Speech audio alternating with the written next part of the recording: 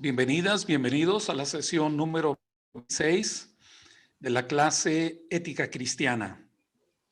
Hoy vamos a abordar el tema sobre sexualidad. Vamos a mirar algunos de los criterios éticos y vamos a tratar de afirmar algunas de las cuestiones que son básicas para nosotros en la toma de decisiones, en los juicios morales que hacemos. Voy a compartir con ustedes la presentación para que con esta nos vayamos guiando y entonces vamos a mirar sobre la sexualidad en los diferentes criterios. No voy a ser muy abundante con respecto de todas las opiniones, todos los ámbitos. Voy a tratar de resumir algunos de los planteamientos y voy a enfocar más sobre la parte cristiana. Hay un planteamiento que afirma, bueno, hay dos líneas principales sobre cómo considerar las conductas sexuales. Para algunos, el tema de la sexualidad es un concepto que se construye socialmente. Es algo que tiene que ver con criterios culturales, tiene que ver con la ideología, tiene que ver con las opiniones o los criterios que tenga cada uno o cada sociedad. Pero también hay otro enfoque a la cual se le llama esencialista, y la escuela esencialista lo que afirma es que existe algo ontológico preexistente, esto es, ya existen ciertos elementos en el ser que lo llevan a identificarse de una determinada manera según su propia naturaleza, que la identidad se construye a partir de elementos naturales, que no todo tiene que ver con la historia, no todo tiene que ver con las formas de relaciones, tiene que ver con algo biológico, fisiológico, y entonces el concepto de la sexualidad, como otros tantos, es algo que está más allá de construcciones sociales.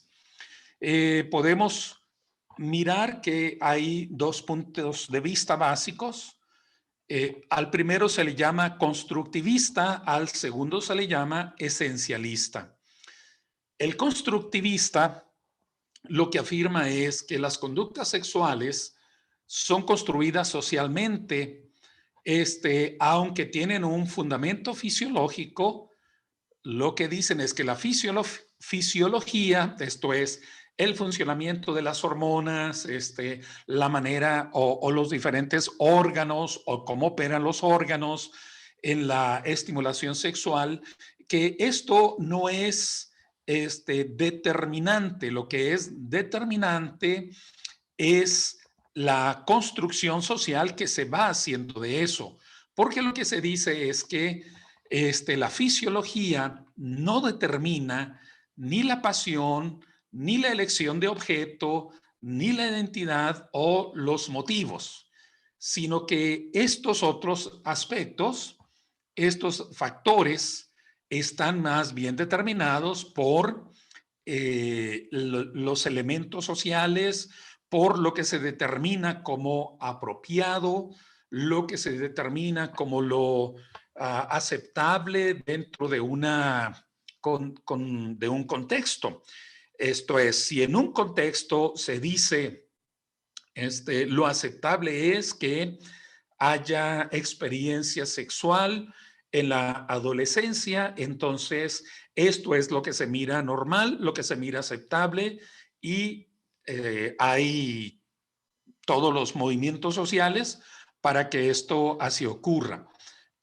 En cambio, sí, lo que se determina es, no es aceptable que haya intimidad sexual sin tener un pacto, sin estar en matrimonio, entonces esto va regulando, pero lo que dicen es que más allá de lo que se regula, más allá de lo que se determina como aceptable, existe el deseo, existe el impulso de elegir un objeto de amor y existe la identidad que cada quien obtiene, cada quien recibe, y existen los diferentes motivos como en la elección de pareja sexual o de experiencia sexual. Así que esto lo que afirman los constructivistas es que esto proviene de la dinámica de la construcción social, que el cuerpo como tal no produce ninguna propia significación. Lo que dicen es entonces, yo si me miro como del género masculino, en realidad solo estoy mirando un cuerpo neutral, que no hay una congruencia entre lo biológico y lo psicológico y tampoco lo social, como que no hay una congruencia. ¿Por qué? Bueno, yo puedo tener un cuerpo, para ponerlo en términos animales, de macho, puedo tener un cuerpo de macho, de hembra, y puedo tener una identidad psicológica opuesta o totalmente asexuado o ambiguo, y puedo tener una práctica también distinta, ¿verdad? Porque puede ser que sea macho, pero en mi identidad psicológica sea hembra y en mi práctica social sea medio macho. Entonces, hay todo una mezcla de elementos con los cuales se va juzgando, se van definiendo, se va juzgando una estructura psíquica, y que esa estructura psíquica es la que va conformando los significados. La escuela constructivista afirma que la interpretación histórica de la sexualidad supera el esencialismo sexual, porque si aceptamos que nuestra identidad se construye en un marco de relaciones, entonces no podemos afirmar que nuestras identidades o nuestras posibilidades de conducta o de relación sean fijas e invariables. ¿Okay? Entonces, el planteamiento desde esta idea de que la realidad se construye socialmente.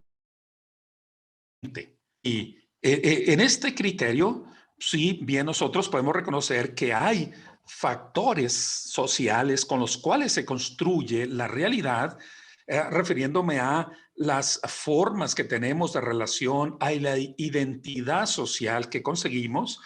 Nosotros no podemos negar que no exista algo determinado desde el cuerpo que cada uno de nosotros tiene, porque ya el cuerpo, con sus capacidades, con su forma, con su manera de expresión, tiene una determinación.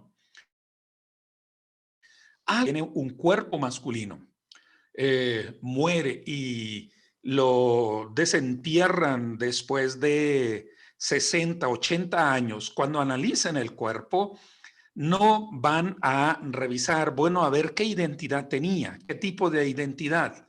El cuerpo va a determinar, el cuerpo tiene una conformación, tiene un conjunto de hormonas.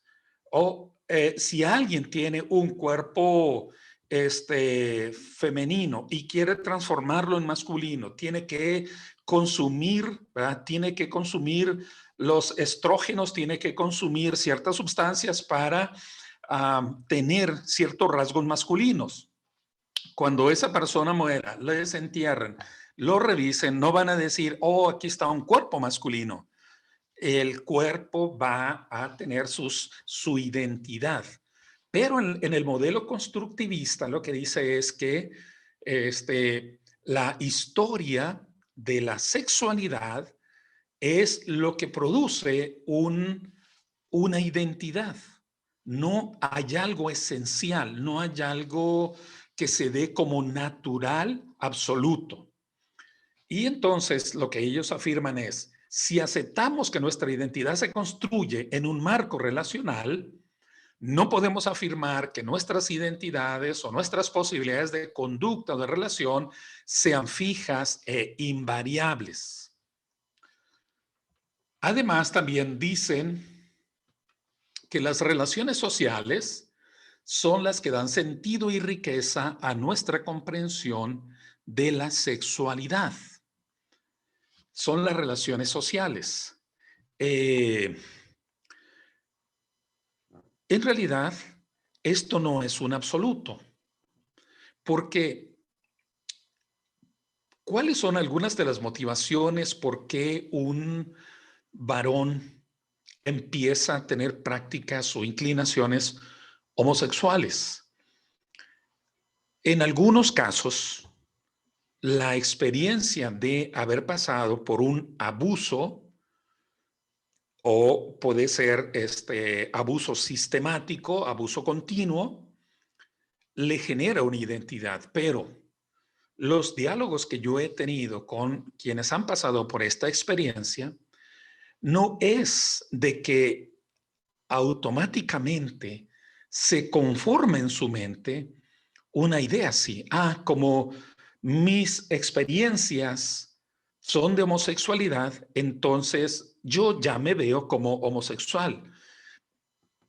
No es una identidad fácil, sencilla, que en automático se consiga, porque muchos siguen teniendo un sentido de mi cuerpo me dice otra cosa. El trato que yo recibí fue en una manera distinta y entonces tengo, sí, una inclinación o tengo una idea de mí como que yo tendría que ser más bien hembra y entonces creo que me voy a comportar como tal, pero dentro en su conciencia sigue habiendo algo que le dice, pero tú no naciste de esa manera o tú no te conformaste, o tú no fuiste formado de esta manera, sino que esto ocurrió en una situación de tu historia, pero sigue teniendo la persona una idea de que aun cuando tenga una inclinación por las prácticas que le hicieron tener, hay una idea de que él tiene que ser diferente conforme a su propia fisiología. Los constructivistas dicen, esas relaciones van construyendo la identidad en el espacio. Esta forma de ver la identidad sexual nos lleva a poner el énfasis en lo que hacemos y no en lo que somos. ¿Verdad? Lo que afirma es entonces esta idea, ¿no? Las relaciones sociales son las que le dan sentido y riqueza a la comprensión de la sexualidad. Ese es su planteamiento, ¿no? Y estas relaciones se van construyendo en una identidad en el proceso del tiempo y en el espacio. Es con lo que la gente quiere probar, con lo que la gente quiere experimentar, con lo que la gente dice, bueno, yo ya probé esto, me parece bien, o yo ya probé esto otro que es diferente, entonces me parece bien. Y dice que la identidad se va conformando en base a eso. Entonces dice, bueno, muy bien, yo ya lo probé, entonces me parece aceptable y consigue así su identidad. Y dicen ellos, la identidad no se consigue a partir de la simple naturaleza biológica. Nuestra comprensión de la sexualidad desde esta perspectiva constructivista nos lleva a entenderla como una realidad dinámica, abierta, cambiante y en relación con otros y otras. Y dice, no se construye en el vacío, se construye junto a otros y otras. Bueno, por una afirmación de que esto es algo como que no está predeterminado, que no lo predetermina la naturaleza, que no lo predetermina ningún absoluto, sino que es como si naciéramos totalmente neutros o con la capacidad de todas las distintas posibilidades que hoy se manifiestan, ¿verdad? Yo no puedo describirlas, pero sé que son más de 100 alternativas en cuanto al género de identidad y práctica sexual. Y entonces esto se ha vuelto un campo tan extenso, tan indefinido también, tan ambiguo, por esta forma de pensamiento. Y dicen, es necesario reconocer que todas nuestras relaciones sexuales, nuestros sentimientos y lo que pensamos sobre ellos han sido configurados por fuerzas históricas, esto es por la cultura dominante, por las personas que han estado influyendo, como por ejemplo la iglesia, la fe cristiana, las diferentes culturas, diferentes ideologías que predominan en un momento, en una nación determinada. Así que por las fuerzas históricas y forman parte de un cuerpo imaginario, simbólico y material fuertemente entrelazado. ¿Por qué? Bueno, algunos argumentan, bueno, dicen la sexualidad tiene que ver con la procreación es la reproducción, es la procreación quiere decir que venga más mano de obra para las familias, sobre todo familias campesinas que pensaban en tener nuevas fuerzas para seguir el proceso de las generaciones. Pero creo que es más que eso. Creo que todos los seres humanos entendemos que la sexualidad es más que solo reproducción, es más que solo nuevos cuerpos, es más que eso. Los de este modelo constructivista afirman estos conceptos sobre la sexualidad forman parte de la cultura en la cual vivimos, que a su vez es un proceso social de producción de sentido en relación con los hechos socioeconómicos y sexuales y no debe ser estudiado fuera del sistema socioeconómico y de los hechos sociales, ¿no? Como diciendo, bueno, somos un ente económico y es lo que determina mucho de nuestra ideología, donde podemos asegurarnos un bienestar, un futuro, cómo podemos asegurarnos la mejor condición de vida y como si esto es lo más determinante. La sexualidad, como tal, dicen ellos, se construye socialmente. En este sentido, podemos hacer nuestra la definición de género brindada por una consulta donde tomé estos datos que dice: tradicionalmente se extiende por género la construcción o interpretación social y cultural del sexo biológico de las personas y de las relaciones que, en razón de su sexo u orientación sexual, deberían guardar entre sí. Y entonces esta es su afirmación. Género es el conjunto de características sociales, culturales, políticas, jurídicas y económicas asignadas al sexo diferencialmente. Pero si ven, le han quitado toda asociación con lo biológico, con lo fisiológico.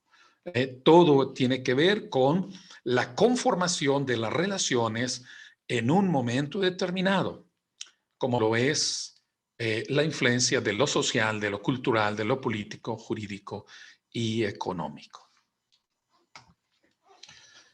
Ahora, ¿cómo podemos entender desde el concepto bíblico lo que es el hecho de nuestra creación? ¿Cómo podemos entender la realidad de lo que somos desde el enfoque bíblico? Entendamos, consideremos lo siguiente. El relato bíblico nos habla acerca de la creación de un mundo material. La vida como tal no resalta únicamente la creación de la parte subjetiva del ser humano o del ámbito subjetivo, como lo es el espíritu o alma.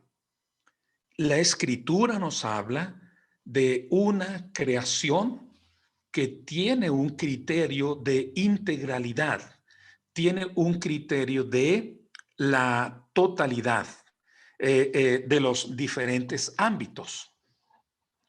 En algunas tradiciones religiosas o en algunas cosmovisiones religiosas se habla acerca de dualismos, como la idea de que el ser humano fuese creado de dos ámbitos diferentes. Por un lado, el ámbito material, físico, visible. Por otro lado, el aspecto no material, invisible. Es decir, que de un lado viene el cuerpo y de otro lado viene el espíritu. Por ejemplo, en religiones de la antigua Babilonia o de los antiguos asirios, la idea era un modelo dualista. El cuerpo fue creado a partir de el barro que se conformó con la muerte de Tiamat. Y luego viene un Dios bueno y sopla sobre este ser humano y le da la vida. En otros modelos también es así parecido, como son las raíces del platonismo, una idea de que las almas son seres eternos que viven en un lugar eterno, o en un lugar de perfección, y como seres eternos, entonces cuando nace un cuerpo, esa alma eterna viene y habita en un cuerpo. El cuerpo es de origen terrenal totalmente, es finito y es inclinado hacia lo pecaminoso. Es lo que nos lleva a la lujuria, a la avaricia, al egoísmo. Y entonces el cuerpo es visto como totalmente negativo y el alma es pura, perfecta, viene y habita en un cuerpo. Esa alma se va a sentir prisionera dentro de ese cuerpo.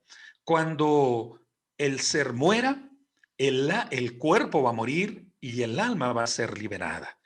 Va a ser liberada y entonces, según ciertos énfasis filosóficos o distintos criterios filosóficos, esa alma continuará a otra persona, o esa alma volverá al mundo de las almas. Pero en el modelo bíblico, lo que ocurre es un modelo integral, un modelo de la plenitud del ser humano y todo como obra del mismo Dios. Y esto es muy importante porque esto es lo que nos va a ayudar a entender cómo debemos ver la sexualidad.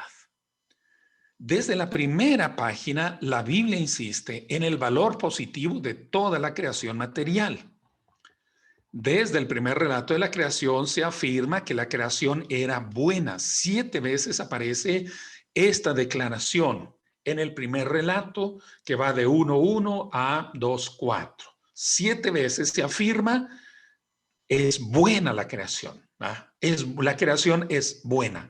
Y cuando se habla de esa creación, se está hablando lo que se describe en el segundo relato, que lo que se afirma es el ser humano fue tomado de Adamá, que es la tierra, es el barro. De ese barro se toma, lo toma Dios y luego insufla en él, le sopla y le da el hálito de vida y el ser humano se convierte en un alma viviente. Todo por obra, todo por la intervención del mismo Dios. Y encontramos lo siguiente. En la antropología hebrea, el cuerpo y espíritu son inseparables y merecen igual respeto. En los dos relatos de la creación dan lugar dan lugar prominente a la sexualidad. ¿Por qué? Cuando el relato sacerdotal, que es el primer relato de la creación, cuando el relato sacerdotal describe la creación humana a la imagen y semejanza de Dios, agrega que hombre y mujer los creó. ¿Okay? Génesis 1:27. Hay lecturas de Génesis imperfectas, porque algunos dicen, lo leen así muy literalmente y lo leen como de continuo el primer relato y el segundo relato. Y entonces, para algunos, la mujer fue creada fuera de la primera semana de la creación. Y esto no es así. El segundo relato, que empieza en 2:4 hasta 25, el segundo relato de la creación, es en realidad como una ampliación de lo que ocurrió en la tarde del sexto día cuando se creó al ser humano. Y este relato dice en 1:27, hombre y mujer los creó. Hombre y mujer los creó. Esto es, hay una separación biológica, fisiológica, pero también encontramos elementos naturales en la forma de pensar, en la forma de sentir, en la manera de acercarse, en la propia identidad. Hay algo que está en la naturaleza que se llama masculinidad y que se llama femineidad, y eso está desde el momento de la creación. De eso entendemos que la condición sexuada, tanto de la mujer como del hombre, pertenecen a la esencia de la imagen de Dios en el ser humano. De paso, señalamos aquí que no se puede afirmar que solo el ser masculino es el que tiene la imagen de Dios, porque el pasaje dice, a imagen y semejanza de Dios los creó. No dice solo al varón y la mujer no, porque recordemos cómo fue conformada la mujer. Es tomada del mismo primer ser humano, del mismo primer Adán. En ese primer Adán ya se encuentra, ¿verdad?, la presencia de Ish e Isha en hebreo. Ish, varón, Isha, mujer. Y Dios hace la operación, Dios hace la intervención, y entonces al hacer esta separación, a uno llama Ish, varón, y a la otra parte llama Isha, que es varona, así lo traduce la Reina Valera 1909, ¿no? Mujer. Bien, enseguida el Creador pronuncia su bendición sobre esa sexualidad y da un mandamiento sexual. Sean fructíferos y multiplíquense, llenen la tierra y sométanla. Es la expresión de la bendición, es el pronunciamiento de cómo Dios quiere que fructifiquen, quiere que se acerque la pareja entre ellos, que tengan la experiencia de la sexualidad y que venga también a partir de esto, pues una bendición de multiplicación, de crecimiento de la familia humana. Es obvio en estos textos que la práctica sexual, única manera de procreación humana, pertenece al plan de Dios y su perfecta voluntad para la humanidad. De eso entendemos que la condición sexuada, tanto de la mujer como del hombre, pertenece a la esencia de la imagen de Dios en el ser humano. Que hay algo no solamente biológico, hay algo trascendente en el ser humano, el ser imagen y semejanza de Dios. Y esto no es una identidad que se consigue con el proceso del tiempo, que se consigue en la historia, una identidad que se construye. Esto es algo que está ya como una marca en la conciencia, en la voluntad, en la capacidad de amar del ser humano. Enseguida, el Creador pronuncia su bendición sobre esa sexualidad y da el mandamiento. Bueno, esto más bien se repitió. La sexualidad en el estado de inocencia que describe el Génesis era pura y perfecta. El sexo en sí, en todas sus dimensiones, es santo. Hay un análisis muy interesante que hace una revisión sobre la sexualidad y habla en términos metafóricos de un huerto a otro huerto. Es un análisis muy interesante que se hace de la conexión entre el huerto del Edén y el huerto en donde se encuentra la pareja de Cantares. Si nosotros miramos en el relato de Génesis, hay varios aspectos que son de llamar la atención, como el hecho de que la pareja no se avergüenza de su desnudez hasta después del pecado. La pareja mira su condición como una forma totalmente natural, sin la morbosidad, sin la malicia, sin la lujuria y sin la culpa, sin la condenación, se mira de una forma natural. Como cuando uno lee el texto de Cantares, uno puede hallar bastante naturaleza de la sexualidad. Uno puede observar cómo se aprecian, cómo se admiran, cómo se observan. En el género poético hebreo hay un criterio, o hay un modelo, hay un género poético que se llama wasf. Wasf es la forma de apreciar el cuerpo que tiene que ver con la descripción del cuerpo.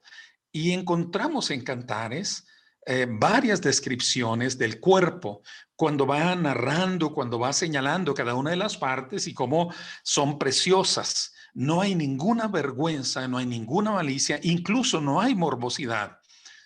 Nosotros mismos creo que hemos aprendido a mirar con unos ojos lo que es un cuerpo desnudo en una obra de arte. Uno puede mirar la estatua de David, esta estatua de Miguel Ángel, y uno puede tener una apreciación artística. Pero si uno mira el desnudo en una fotografía pornográfica, ahí la exposición tiene otras pretensiones. La pretensión tiene, ¿verdad?, el interés de despertar, activar toda la morbosidad, el anhelo por la satisfacción sexual. Mientras que la obra de arte lo que lleva es a una apreciación natural del cuerpo y tiene que ver con la belleza, tiene que ver con la armonía, tiene que ver con la perfección de las proporciones, tiene que ver con una apreciación que trasciende lo meramente lujurioso o malicioso del ser humano. La sexualidad entonces que hallamos en este primer y segundo capítulo de Génesis es una sexualidad asociada con la pureza, con la perfección. Y por lo tanto, en su creación, nosotros podemos juzgar que la sexualidad en sí es santa. Lo que el pecado introdujo fue el desorden, el abuso, el usar a las personas en vez de amarlas, es la distorsión de la sexualidad, convirtiéndola en un placer egoísta o en una manera impropia de conseguir ese placer, o puede estar asociado con la distorsión en cuanto al objeto para conseguir el placer, como es el placer con cadáveres, el placer con animales, el placer a través del dolor en la relación sadomasoquista, en fin, hay otras, muchas más expresiones de esta distorsión de la sexualidad. Mientras el primer relato de la creación relaciona la sexualidad con la procreación, el segundo lo enfoca en términos del amor, el compañerismo y la solidaridad de la pareja. En el segundo relato de la creación no aparece la indicación acerca de la procreación, solamente enfatiza como en este gusto de encontrarse la pareja, de brindarse amor, de ser compañeros en la vida y de apoyarse mutuamente. Es el concepto de la ayuda mutua. El ser humano es un ser social creado para el compañerismo con otros seres humanos. Entonces, con un simbolismo curioso, frente a la soledad de Adán, Dios crea los animales, ¿no? Hay un momento en el cual, ¿verdad?, aparece la primera expresión que dice, no es bueno, no es bueno. 7 veces se afirma en los primeros versículos, he aquí que esto es bueno en gran manera. Esto es buenísimo, ¿no? Y luego aparece una expresión, esto no es bueno. ¿Qué es lo que no es bueno? No es bueno que el hombre esté solo, y entonces conforma la ayuda idónea. Y cuando esto ocurre, el varón afirma que ese otro con el cual Dios le complementa es alguien de su misma condición, ¿verdad? De su misma, um, de su misma gracia, de su misma naturaleza, hueso de sus huesos y carne de su carne. Y entonces Dios espera que esto que él ha separado, que él separó biológicamente, o él hizo una acción quirúrgica, eso que Dios separó, se vuelva a encontrar, pero por amor, que los dos se fundan en un solo ser. ¿Por qué? Porque el propio nombre, Ish e Isha, hablará de una conformación distinta. Habla ya de cuerpos que tienen una conformación no solo exterior, tiene una conformación interna diferente. Hay en la naturaleza hasta el día de hoy una conformación distinta. Hay dimensiones distintas en el talle, hay diferente proporción de las medidas de ciertos huesos entre hombre y mujer, hay una diferencia en el tamaño. Si bien hay sus variantes, estoy hablando en una mayoría, ¿verdad? En una mayoría como es que está una predeterminación de la naturaleza. Y hay un funcionamiento distinto en las hormonas, un funcionamiento muy diferente en el cuerpo y en las capacidades que tienen, pero también, decía, en la manera de sentir, en las prioridades, en las formas de soñar. Hay una diferencia. Dios hizo al ser humano Ish e Isha con una definición. No son seres ambiguos, no son seres indeterminados, sino haya algo que está ahí bastante bien establecido. Los dos se funden entonces por amor en un solo ser, conforme a lo que había sido en el principio. Y ninguno sentía vergüenza de su desnudez. Llama la atención de todo este relato, ya vista, que se concentra en la relación humana como realización y comunidad de la pareja. El segundo relato de la creación, les decía que va de 2:4 hasta el 25, lo que enfatiza es la realización de esta comunidad, de esta pareja que se encuentra, ¿no? Con los tres elementos claves, según el verso 25. Dejará el hombre a su padre y a su madre y se unirán en una sola carne, en un solo ser, y conformarán lo que habría sido en el principio. Bueno, eso lo dice el verso 24. Y el verso 25 habla, estaban desnudos y no se avergonzaban, no sentían ellos afectación. La idea, la tendencia que tiene la ideología constructivista afirma que hay que quitarle la culpa a la sexualidad y entonces no hay que sentir culpa. Y bueno, entonces algunos creen que ya se va superando los momentos, los tiempos de represión sexual y entonces se habla de una sexualidad sin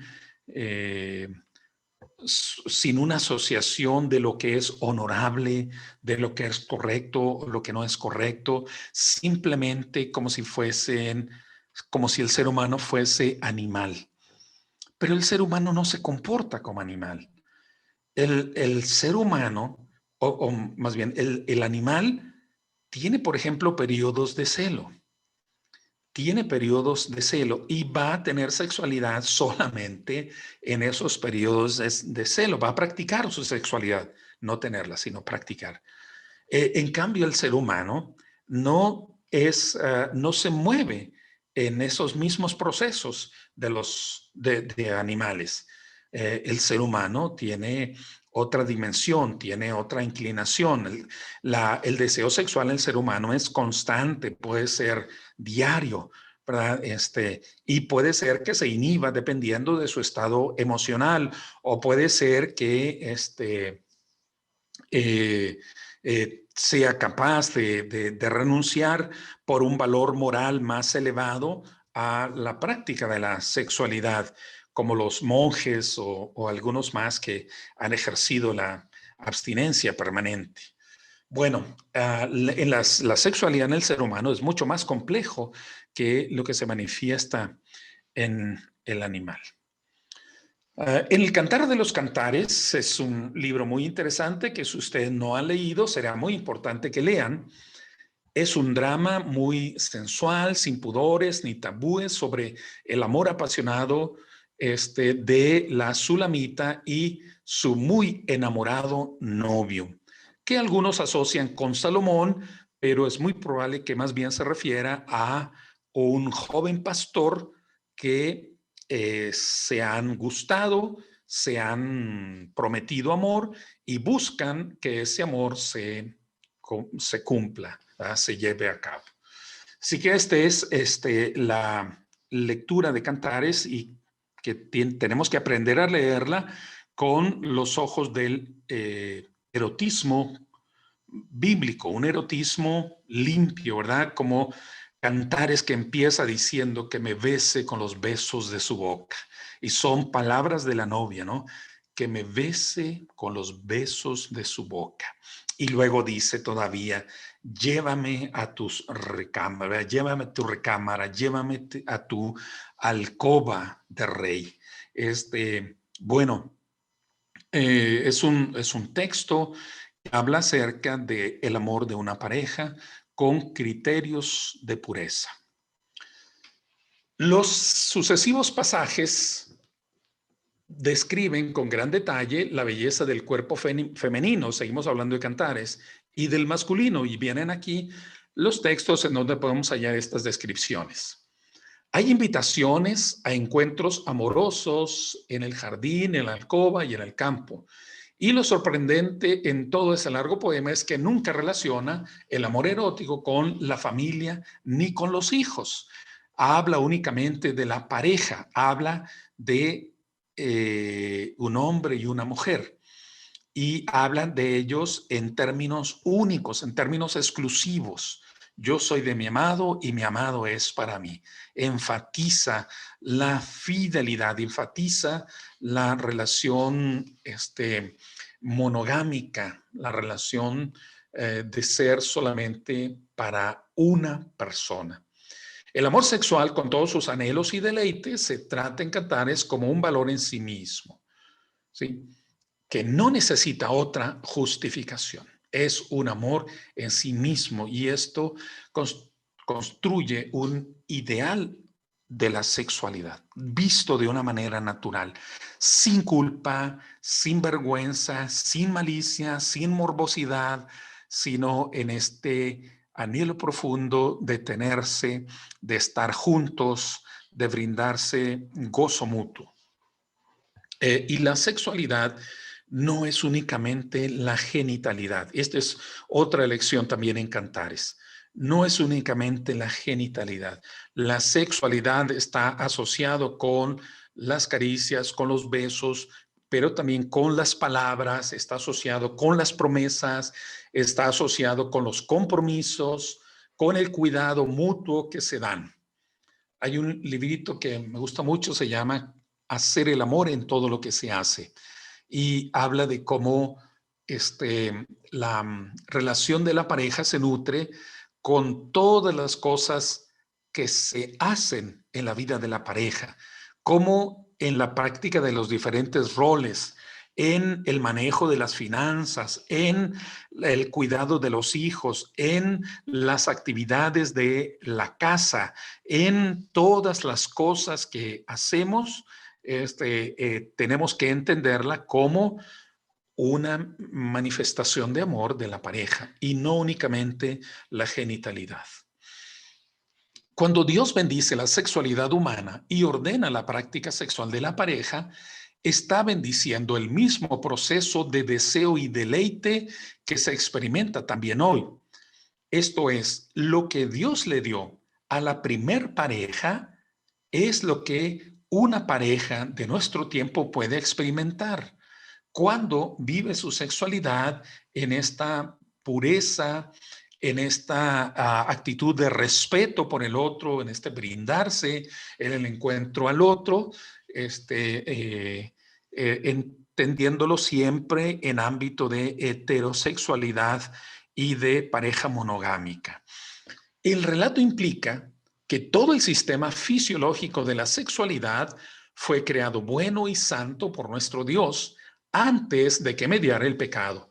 Todo el sistema nervioso asociado con la experiencia sexual, las diversas zonas erógenas del cuerpo, las hormonas y las glándulas y todos los demás aspectos de esta maravillosa máquina de placer, ¿verdad? Por expresar así el aspecto de la fisiología sexual, no es producto del pecado, ni tampoco, ni tampoco es consecuencia de la historia. No es consecuencia de la historia. No es de que la mujer aprendió a ovular, no es de que la mujer aprendió a menstruar. Está en su naturaleza, está en su condición y esto le hace que su cuerpo funcione de una determinada manera. Eh, no viene entonces de realidades históricas, sino que viene de la conformación natural. Y no es producto del pecado, ni una trampa maliciosa de Dios para probar nuestra resistencia, sino una parte esencial de la creación primigenia y de la imagen de Dios en los seres humanos. Como tal, es bueno en gran manera. Muchas veces la condición de la mujer, del sangrado mensual, llega a ser opresor, sobre todo cuando hay ignorancia y cuando no hay todas las condiciones de respeto para esta manifestación de su naturaleza. Y hay muchas mujeres que viven con con mucha molestia, no solo física, sino también mental y emocional, la realidad de su menstruación. Pero esto es algo que está en la naturaleza de ser mujer y la función tiene que ver con una depuración, una purificación del interior de la mujer para que si hay una nueva vida en el siguiente mes, pues esa nueva vida encuentre un útero limpio, un útero aceptable, para que no haya ahí bacterias, para que no haya ahí elementos extraños que vayan a distorsionar o que vayan a matar al nuevo ser que se forme dentro de ella. Esto tiene que ver con una función necesaria para asegurar la pureza del vientre de la mujer, ¿verdad? Para asegurar de que sea posible una nueva vida, que es a la mujer a la quien le toca esta condición. Sí, se ha dicho, ¿verdad? Que si fuésemos los varones los que tuviésemos que llevar en nuestro interior a los fetos, a los nuevos seres que se forman, pues probablemente eh, ya habría acabado la población del mundo, ¿verdad? Porque somos bastante cobardes para eso. Bueno, perdón por esta desviación. Algunas corrientes de ascetismo cristiano, por ejemplo, extremos del pietismo protestante, han enseñado que el sexo es necesario y bueno como medio de procreación, pero que cualquier placer sensual anexo al acto sería pecado. Es decir, que se debe buscar no tener placer, sino únicamente hacerlo para procreación. Esto significaría, una vez que la esposa está embarazada, entonces ya no tenga intimidad, ¿no? Esto sería la total condición. Pero la verdad es que en el ser humano la sexualidad no está limitada a la procreación, está asociada con el placer. Llama la atención que las escrituras hablan con mucha naturalidad del orgasmo femenino, como en Génesis 18:12, y hasta emplea los mismos términos para el deleite del alma en Dios en 36:9. Bueno, en parte porque el vocabulario hebreo es muy corto, no es muy abundante, entonces se utilizan muchas palabras del ámbito del erotismo para hablar de la relación con Dios. Pero esto le da una naturalidad a la sexualidad, no le da una morbosidad y por lo tanto no se habla en términos de morbosidad en el acercamiento o en el placer de disfrutar la presencia de Dios. En ningún momento las escrituras separan el acto sexual como bueno del placer que conlleva, ¿no?, como malo. En ningún momento se dice, en ningún momento aparece algo explícito como ha sido la lectura posterior de algunos, como fue de los monjes y posteriormente también del pietismo protestante. Esto pasó en el pietismo alemán y luego también en el pietismo de los ingleses, que fueron los que luego vinieron y fundaron la nación de Norteamérica. Las escrituras cristianas afirman también el valor positivo del sexo y exhortan a tener todos en gran honor el matrimonio, y el hecho conyugal debe de ser sin mancilla, inmaculado, ¿verdad? Sin mancha. Muy bien, hasta aquí esta parte. Continuamos en la siguiente sesión con el mismo tema de la sexualidad en los conceptos bíblicos. Vamos a hacer un alto para hacer el receso, el descanso que tenemos regularmente, y tendremos la segunda parte de esta presentación y luego tendremos también oportunidad para abordar algunas preguntas, algunas inquietudes que tengan ustedes. Así que vamos a tener un receso, vamos a tomar 10 minutos de descanso, apagamos nuestros videos y seguimos manteniendo los micrófonos cerrados. Si alguien necesita tener diálogo en la plataforma, pues queda abierto para ustedes. Pero tenemos 10 minutos de descanso.